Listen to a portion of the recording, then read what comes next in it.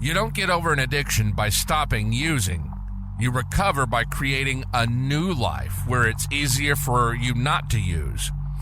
If you don't create a new life, then all the factors that brought you to your addiction will catch up with you again.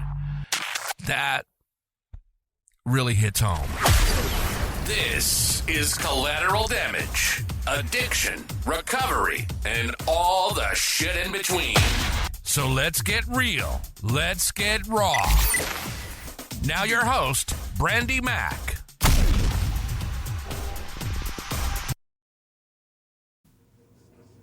All right, you guys, it is January 1st, 2024. And what a way to start off the new year. Brooke's home, Brooke's sober, and I'm happy, to be continuing to do this podcast and have my family whole again. If you guys like this podcast, please follow, leave a review. All those things are very important and help drive this podcast to be pushed out. This is something we plan on continuing to do for this year and going to be scheduling interviews over the next year for season 2. We appreciate all of you, and here's part 2 of Brooke's story. Welcome, everyone, to Collateral Damage, Addiction Recovery, and all the shit in between. I am Brandy Mack, and we have, again, Brooke. How are you feeling? I feel good. You do? You feel better than you think the first episode you did? Yeah. Yeah? Okay. So this is going to be part 2 of questions that you guys have all kind of asked and wanted to get Brooke's insight of. So we're going to get right into it. I do have to ask you, just because you told me about this story and I thought it was a little crazy. Tell me about the snorting coffee. Oh, that one's fucking not shit. That's very tame compared to most of my stories. Extremely, as a matter of fact. Well, I was in rehab, and because I was so fucking bored, and this is not one of my better moments, me and my roommate, that was like my best friend I've ever had, my other roommate, I start screaming at this chick, sauce the fuck up. And I start screaming, "Are you sauce the fuck up?" And I'm screaming at the top of my lungs, okay? And she's like, "Yes!" And one way or another, she ends up wanting to snort instant coffee because we were talking shit about it, about how they do in prison. She's like, "I want to try it." So she ends up convincing me to break up a line for her with instant fucking coffee. And she literally wouldn't give it up. She snorted it for a while. Why? I'm just curious. Why? Is this truly a thing? It's something they supposedly do in prison, but and they make something called whip. I think this girl honestly did it just as a way to rebel because she was so damn young. Well, she tells her parents, in a fuck you sort of way. "Oh, I've been doing this." And they looked at her like she was fucking crazy and she had the worst roommates in history. She... questionable. She did. Questionable. She really did. Honestly, the fact that they took somebody like that just shows me that, they wanted it for money, because anybody could have looked at that chick and been like, she has no reason to be here. If anything, she needs to be in an eating disorder place. Or even an outpatient, probably, right? For sure. Maybe to have some education on overly drinking, but, it taught her all the shit she needed to not know. She'd hear stories about, our, horror stories of being, doing what we were doing, banging and shit, And she even, at one point looked at us and said how she wanted to try it. And I was like, what the fuck's wrong with you? But at the same time, it's I couldn't blame her. Because, the way we would talk about it in the comfort of our own apartment, yeah, we would romanticize it at times. Not all the time. But we would, we'd have those moments. And I guess that brings me kind of into, do you think that people who go to treatment, they're going to actually learn more tricks than they ever knew before? Yeah, it's kind of like jail in that sense. If they're still you really need to take a look and think, is there addiction at that point? Is it even an addiction? Would you call it that, really? Yeah, because that's concerning. Because, like, as a parent, I know I didn't think of it like that way. Oh, like, it's totally that way. Like, there's so many people. Like, one of my sponsors, one of my actually only good sponsors I've ever had, other than like one other one. She told me that she had never tried heroin in her life, and she went to a rehab, and this girl was talking about how great it was, and she decided right then and there that she was going to shoot heroin, and it like destroyed her life. She's clean now, of course, but like that was where she got the inspiration to want to shoot heroin.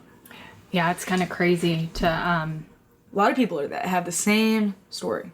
No, I have seen people kind of mention that and hint at that, even on videos talking about their own recovery online. Mm-hmm. And so I was curious your opinion on that. Getting into kind of the questions people have asked. One mom was wondering your opinion on how you feel about should loved ones give their loved ones in active drug use money. What's your thoughts on that? No. The only reason I say no is like, yeah, don't get me wrong. Sometimes I'd be like mad because it's like, fuck, man. I can't hit up my mom for some money because I'm sick as fuck right now. But at the same time, I have to look at it, even with not just my family. Even with people that like, because I was always very honest, even with people that offered to help me just because I was homeless, that I was a drug addict, and to the severity like that, like this is why I'm living this way, and some of them like would be like, oh, well, they'd give me $20, please don't spend it on drugs. Of course I would. But I would lie to them and be like, oh, I won't, I'm going to get like a hot meal or something. Not to get their money, but because they would insist on giving it to me. But where I'm going with this is my point is that your family gives you money and you do die with that money. Fuck, even if it isn't the dope that you bought with their money. If they gave you money in that ballpark of time, they're going to blame that on themselves. Like, and that's something they have to live with. No matter how much you're like, it's not your fault, there still are, especially if it's a loved one, and it's family. No, and, and I always kind of agreed with you. That was kind of my stance always in the beginning for the longest time, because I just knew, and I think this is how it goes for a lot of loved ones, is they wouldn't want to feel responsible for leading to an overdose or death, yeah. And so I think that, however, on the flip side, and people that I have spoken to, and particularly like with the harm reduction community, not saying give money all the time, but giving your loved one occasionally money, the idea, which I do agree with, you're going to use either way. No, really, like, I mean, don't get me wrong, there was times where I really considered hitting you up, especially this year. Mm-hmm. Like, really. Like, I really considered it because I was struggling so bad, and I was at a point where it made me so sick that I thought it was going to kill me, like, and because of what's in the dope nowadays, like, I think it was killing me. Like, the man I've been with had seizures in jail because of the benzos they cut it with, mm-hmm. Like, really, it's dangerous, and, like, I thought, like, I was that desperate, and I still wouldn't. I'd find some way to make something happen because I didn't want to put you in that position. And, and I'm not saying, I'm on a high horse because of that. Because if you do, I get it. If you ask your family if they give it to you or not, like, it's whatever. I totally understand, needing that money for needing what you need, But at the same time, like, I don't know, it's just me. That's how I am personally, is that I've just always, like, been like, fuck that. I never asked any of my family for money. I've stolen money from family. Not my mom or my stepdad, but I have, like, I'm not proud of it, but I definitely stole probably, like, a couple $100, maybe a little more, like, at one time. Why do you think you haven't stolen from us? Because you have a bunch of small kids and take care of my son. I appreciate that. Definitely, because that's, obviously, I think we talked about that a little bit on the last episode, is there are a lot of people, I hear a lot of comments from families that say they feel like they have to lock everything up because... And I don't think I've ever put you guys in that position. No, I don't lock anything up. I also look at things as they're just materialistic, like, and yeah, sure, but still, it's like, I don't want to violate y'all mm-hmm. in that way. Like, that's a traumatizing thing to not be able, and I've seen it all over the place, like, and don't get me wrong, if you guys did not, if I didn't have a child that y'all were taking care of, and I didn't have siblings, I promise you it would probably be very different. And I'm not proud to say that. I'm just being honest with you. No, you know, like, because it's much easier, like, yeah, I stole from my grandparents, you know, and I'm not proud of that at fucking all. Only cash, but still not only, you know, but you know what I mean? Like, I never stole their things and pawned them or anything like that, you know, but I was at a point where I was so desperate. And the only reason I did that is because I couldn't take care of my own kid anymore because I was so sick. Yeah. And my grandparents were picking up the slack, and I mean, they're in their fucking 60s. You know, I felt like that was, you know, not long before I ended up overdosing twice. And that was when you entered treatment the first time. Yes. Not long after. Yes, that. and I've never done anything like that since. Sarah, through TikTok, asked this question. I don't know if you want to talk about this. You don't have to go into great detail. But she had followed the story when you left treatment, and we're about to come up on a year mark since you left Mark. I thought you were saying that like a fucking pun. No, it is kind of a pun. Didn't mean it that way. She was kind of wondering what your perspective at that time was when you left Mark. Honestly, I didn't really have a perspective. I wasn't thinking in the long term. That's how I am when I do dope. I was just like, fuck this. One thing I will say, it was my perspective, was because they cut off all communication, refused to give me my own cell phone, because one thing I did have in mind was that I was going to hit you up immediately.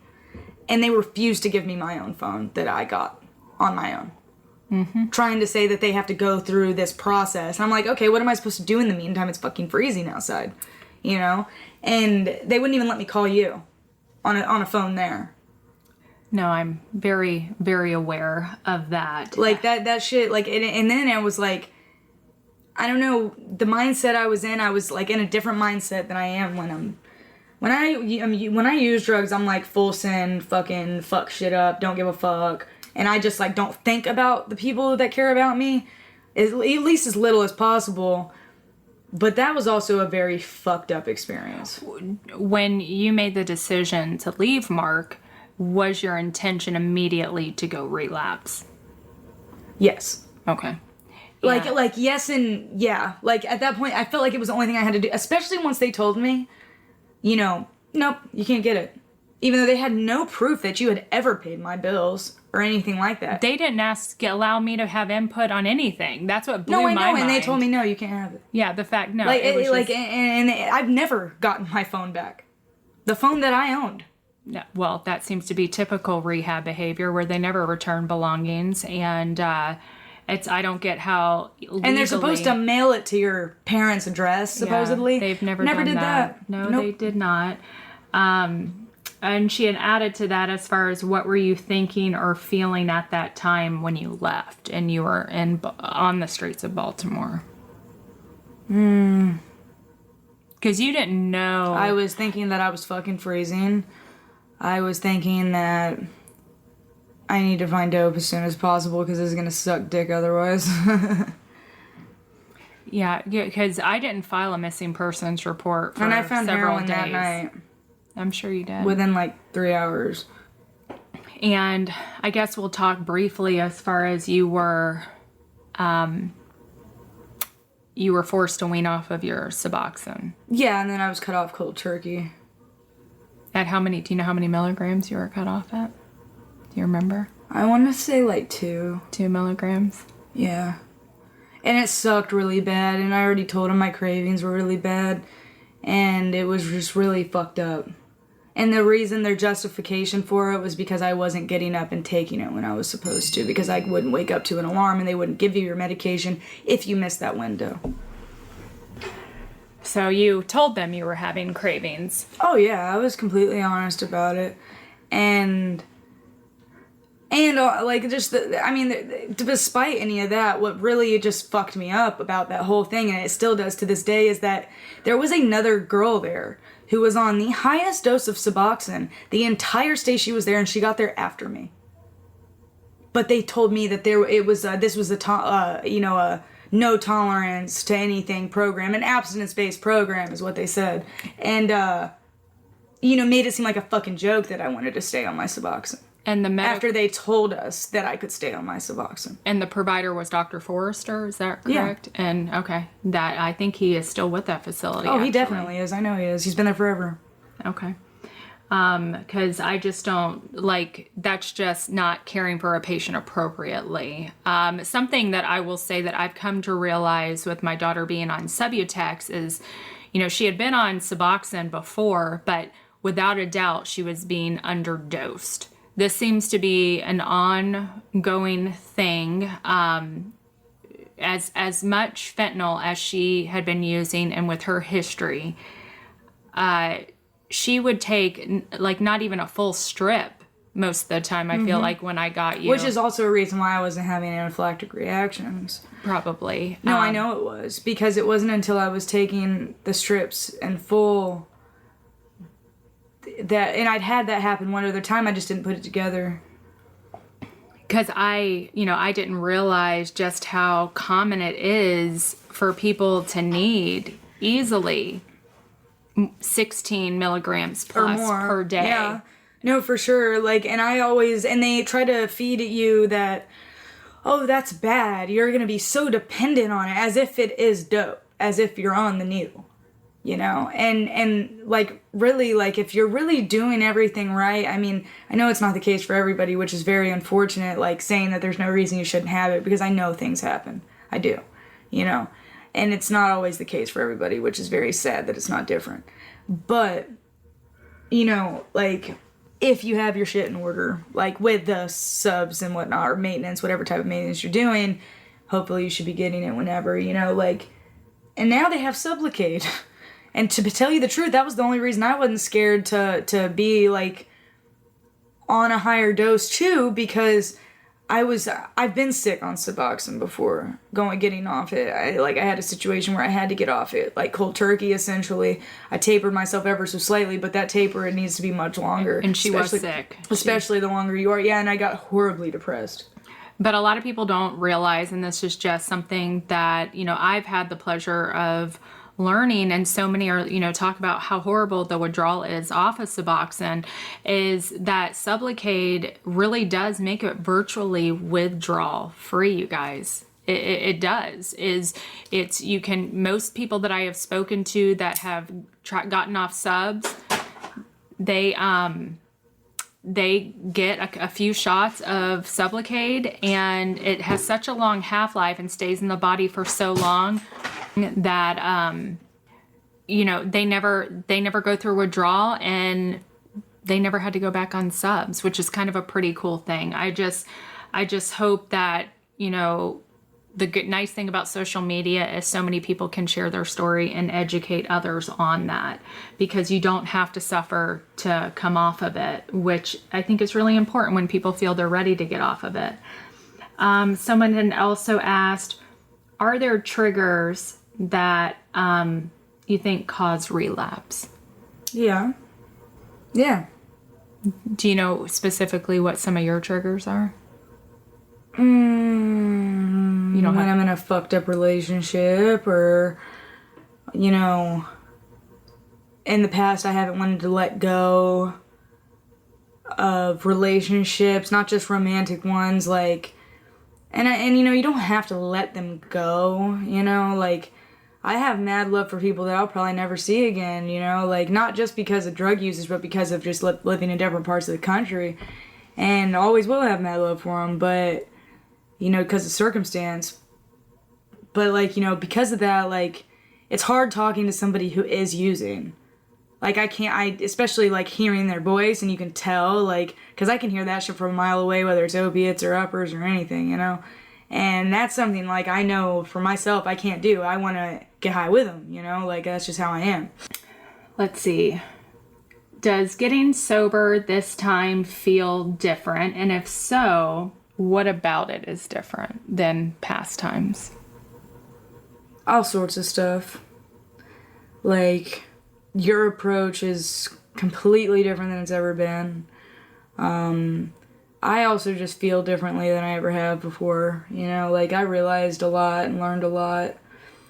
For years I have been, but, you know, I'm just at a different place in my life at this point.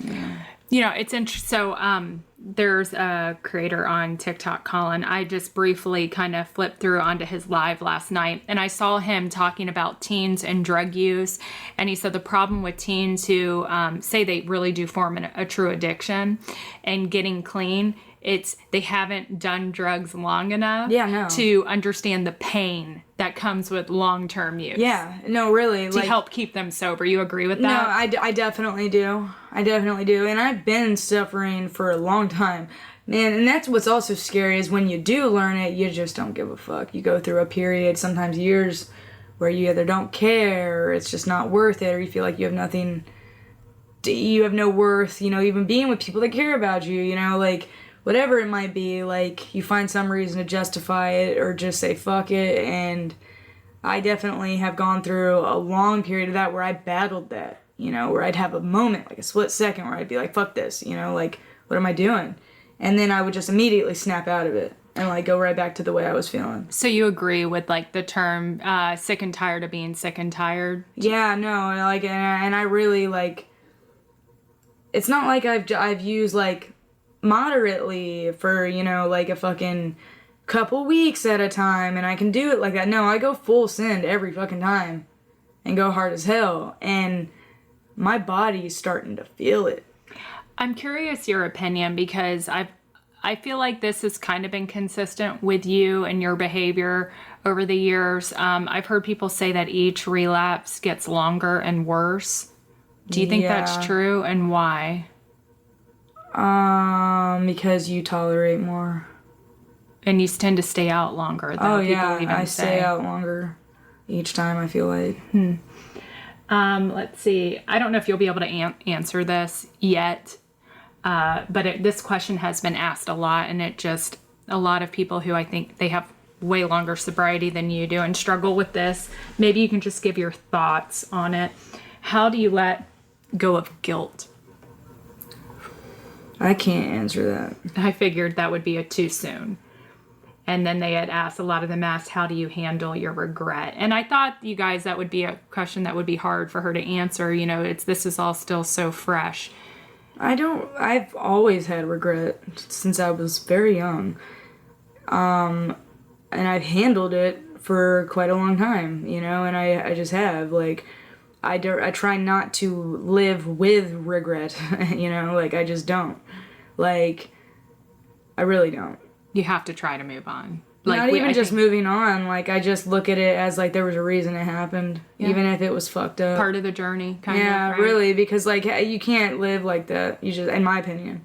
I think for people, and this is kind of just how I view it, and just not with drugs, obviously, but mistakes I have made it in my past, is this has been part of the journey to make me who the person I am today. If you can look at yourself and be like, you know, I am a better person now than I was before, you know, that's the reason you went through this, you know, and those hiccups. Yeah, no, I definitely don't regret, like, going on the adventures I have, and no matter how shitty they've been, and I've suffered a lot in them too.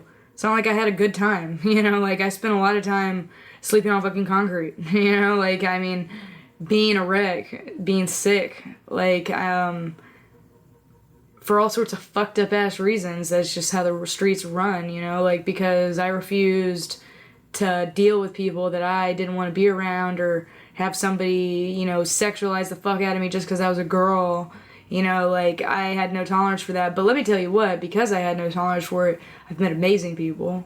Somebody asked, how do you handle the hard days? I'm still learning to do that. Yeah. You know? Like, I have to be alone usually when I'm having a hard day, because I have, like, explosive reactions to stuff at times, and it's not even that I'm trying to direct it at somebody. It's more like I'm not angry at anybody, you know? Like, I'll get mad at something. You don't even really understand it, I think, part of the time, right? No, and I don't, like, but it's an overwhelming sense of it, you know, like, physically. And it's just a shitty way to feel. It sucks. What do you think is the best way to support your loved one when they relapse? To not tell them to go fuck themselves, and to actually, like, check on them, or let them at least know that you love them and stuff, you know? Because if you don't, I promise you they're thinking that you do hate them and that you probably always have. Was it hard to get food out there on the streets? Yes. Because I know where you were in particular, which I don't want you to say where you were, but the food pantry was closing for the month of December, right? For 2 months. For 2 months. Yeah. I went hungry a lot. I starved a lot. I was like less than 100 fucking pounds often. It was very hard to gain weight. It was very hard to keep weight on. I was having to get water and jugs that sat outside for cats, stray cats, that people donated in the woods. You know, they'd be sitting there because this cat lady that we befriended, who's fed the cats forever out there, told us just go ahead and get some, you know, because they had a shitload of them, and we would. And that was the way we'd drink water. We didn't have a way to shower. You know, we'd have to deal with scrutiny from ignorant fucking old people. And possibly, like, you know, coming up and bitching, which nobody ever did, thank God. But then again, we also wouldn't just shower all the time. Like, I lived like that for months and probably only did get an opportunity to shower like that maybe 4 times. You know, took a real shower. Like, I'd go months without taking a real one. And I'd find a way to get what I needed, you know.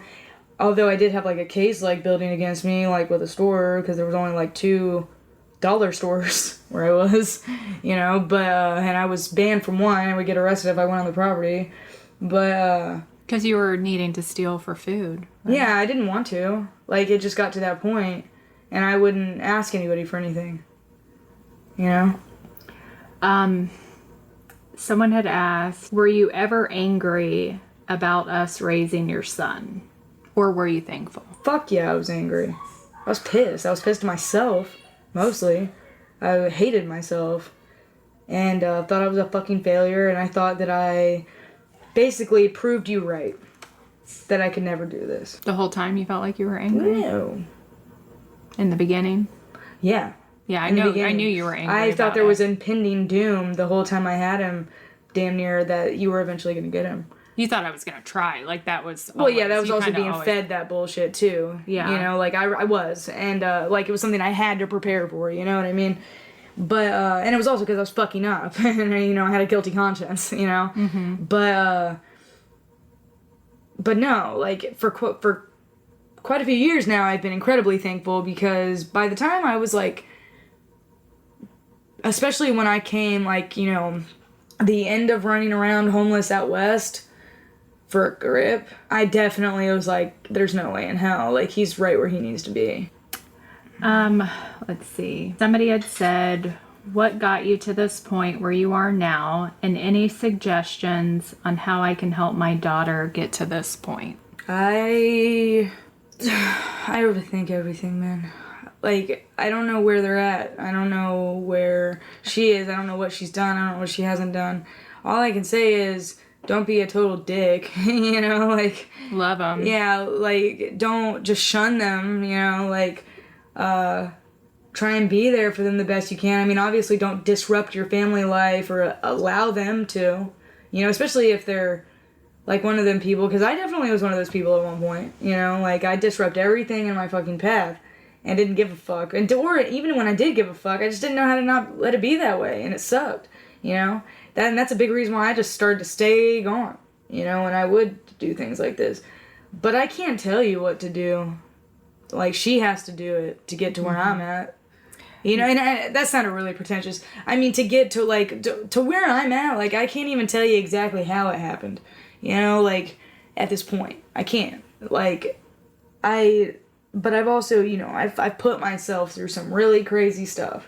And I'm not saying this to, like, sound like I've done, you know, oh, I was worse than you type shit. Not at all. All I'm saying is I promise you most people would have fucking been dead. You know, like, it's a miracle that I am alive. Not just from the drugs, you know, but, like, and I should have been killed by them in Montana. One of the things I think maybe we can talk about on an episode is sex trafficking, because that's very I know real, that's very real and common and all over the place. And so in places you least expect it. Yep, and so that's that's something I think we could probably talk a whole episode on. Just for with some sure, of the stories. dude, definitely. And but I think that's a very unfortunate and Sad. but important topic that needs to be talked about for a lot of reasons. Yeah, a lot of misconceptions about sex trafficking, which is very annoying. You know, because they try to glorify like as if like people are getting scouted out in a Walmart. No, you're not. You know, like maybe I'm not saying it hasn't happened. Mm-hmm. It has, but that shit gets so over glorified by the media. Like, people aren't gonna slap a sticker on your back to be tagged for a fucking... No, but they will put them under your license plates, I guess, tagged. Oh, yeah, no. They will do stuff like that, yes. Like, especially people who... Mostly, that I feel like that stuff is usually like, no, they weren't trying to traffic you. They were probably trying to rob you, you know? But, like, however, yes, no, human trafficking, sex trafficking is all very real, and the horror stories are very real, too. All over the place. Definitely in the United States, all over the world. I'll have an interesting story to share with you guys about when I think they thought I was a sex trafficker in Canada. We'll save that for that episode when we talked about Maybe you should give like a disclaimer with that shit. I'm not. It was just I was with two girls because my daughter was doing all-star cheer and we were out of the country in Canada for it, and the way an employee kept watching me and like writing my tag number, and I was like, is that what they're thinking? It was just very odd. But that's for a whole nother episode. But I heard it's very prevalent in Canada. I don't know. Especially with like Native American places, reservations and stuff, and there's a huge Native population out in Canada. I was right near Canada, and like that's where like the Blackfeet and all of that, like the Crow, that's where they originated, was Canada, you know? Like, I've accidentally crossed the Canadian border a few times, like, you know, but you know, I know it's very big everywhere. Yeah. But I guess we'll wrap this episode up. And I'm hoping that with the new year that we'll gonna have some interviews going on. I already have some people that I have a list of people, and a few have already agreed to it that I've contacted. So more to come. If you guys have questions, please feel free to email me or share your story. If you want us to share something, I think we're going to start doing a segment where I can share someone's story on here and just read it. So by all means, you can email at collateraldamagesucks@gmail.com. and it'll also be in the notes about this. But yeah, you guys take care and Happy New Year. It's January 1st. And I hope 2024 is a great year for all of us, huh? I do too. Yep. I think it will be. I'm pretty confident. I think so. I'm looking forward to it. I think, you know, 2023 started off shitty. It kind of almost ended shitty, not due to Brooke, but due to our family member being sick. But all is well now, and 2024 will hopefully kick ass. So Fuck yeah. Fuck yeah. All right, you guys, take care. Bye. Hey everyone, and thanks for checking out this podcast. You know, this is something I'm hoping to keep on a regular schedule this year, especially with Brooke's help, doing more interviews. And if you like this podcast, please, you know, leave a review, follow this podcast, because the more people who follow, the more who leave a review, the more that this podcast is going to be pushed out and is going to provide, I think, some valuable information to other families and people struggling with substance use disorder. We need to get the word out. If you want me or Brooke to talk about a specific topic, please email me. You will see it in the About section. You can also just collateraldamagesucks@gmail.com is the fastest way to get in touch, or by all means, you can message me on Instagram under the original Brandy Mac. All the links are in the About section for this podcast. Again, thank you for being part of this. Happy New Year, and let's plan on 2024 fucking we're kicking ass. Take care.